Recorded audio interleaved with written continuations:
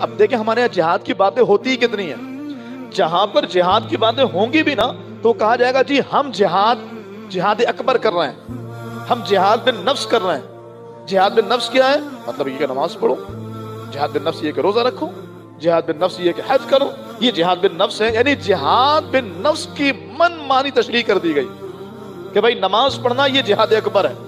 میں یہ نہیں کہہ رہا کہ یہ نہیں ہے، میں وہ بات عرض کروں گا آگے جا کر کے، لیکن ہمارے ذہنوں میں صرف یہ بٹھا دیا گیا کہ نماز پڑھنا ہی جہاد اکبر ہے، روزہ رکھنا ہی جہاد اکبر ہے، زکوٰۃ دینا ہی جہاد اکبر ہے۔ تو بھائی اگر یہی جہاد اکبر ہے تو بدر میں صحابہ کیا کرنے گئے تھے؟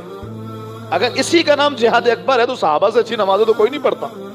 اگر اسی کا نام جہاد اکبر ہے تو احد میں سید الشہداء امیر حمزہ رضی اللہ تعالیٰ کے بدن مبارک کے 70 ٹکڑے کیوں کیے گئے؟ 70 صحابہ کیوں شہید ہوئے؟ مجھے بتایا نا، تبوک، یرموک، یمامہ، حنین اور اس کے علاوہ بہت ساری جنگ، خندق، خیبر، یہ ساری جنگیں، اور پھر یمامہ، یہ ساری جنگیں کیوں لڑی گئی؟ اگر جہاد اکبر جہاد بن نفس کا نام ہے، یعنی نماز، روزہ، حج، زکوٰۃ ادا کرنے کا نام ہی جہاد اکبر ہے، تو پھر آپ بتائیے کہ پھر ان جنگوں کی وجہ کیا تھی؟ تو اصل بات یہ ہے کہ ہمارے ہاں جہاد اکبر کی تشریح صحیح نہیں کی گئی، قوم کو جہاد اکبر سمجھایا نہیں گیا۔ اور میں سمجھتا ہوں کہ سب سے بہترین جس نے اس انداز میں جہاد اکبر سمجھایا ہے نا، وہ قبلہ امیر المجاہدین علامہ خادم حسین نظوی رحمہ اللہ۔ انہوں نے اتنے بہترین انداز سے قوم کو جہاد اکبر سکھایا۔ آپ فرماتے ہیں جہاد بن نفس یقیناً یہ جہاد اکبر ہے، لیکن جہاد بن نفس کس کو کہتے ہیں؟ کہا جس چیز کے لیے نفس تیار نہ ہو رہا اسی کو کرنا۔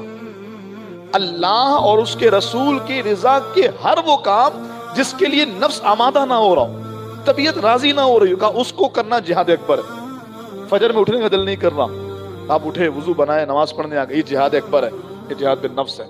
رمضان کی شدید گرمیوں میں روزہ رکھنے کی طبیعت نہیں ہے، بیماری بڑھ رہی ہے، پریشانی بڑھ رہی ہے، روزہ رکھنا یہ جہاد بن نفس ہے، جہاد اکبر ہے۔ اور اسی تناظر میں دیکھتے چلے جائیے تو موجودہ صورتحال میں اپنی جان سب سے زیادہ پیاری ہے، ہر کسی کو ہوتی ہے۔